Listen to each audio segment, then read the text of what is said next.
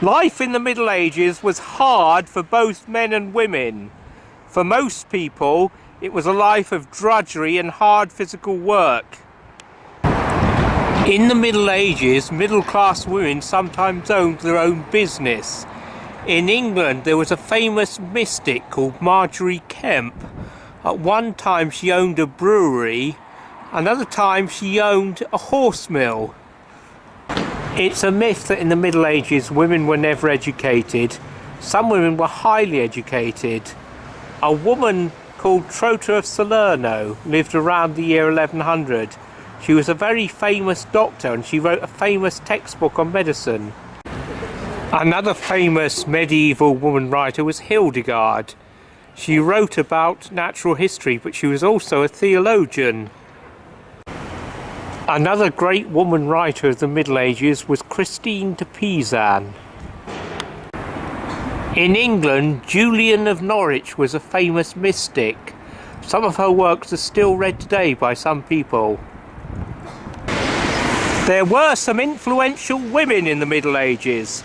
In England, in the 7th century, there was a woman called Hilda of Whitby. Hilda hosted an important church meeting called the Synod of Whitby.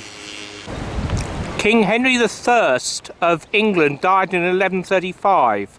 He wanted his daughter Matilda to take the throne, but there was another claimant to the throne, a man called Stephen. They fought a long civil war for 19 years. Matilda was a very determined woman. She would not give up her claim to the throne. Another powerful woman in the Middle Ages was Eleanor of Aquitaine. In the 14th century, a woman called Agnes Randolph lived in Scotland. She was known as Black Agnes, and she is famous for defending a castle during a siege. A famous medieval woman was Joan of Arc. Joan was a sad woman.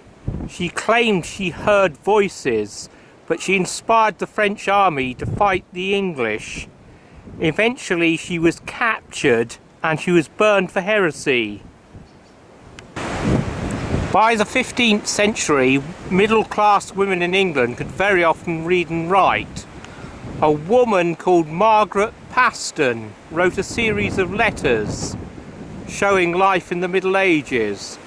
Margaret was a strong and capable woman. She had to be.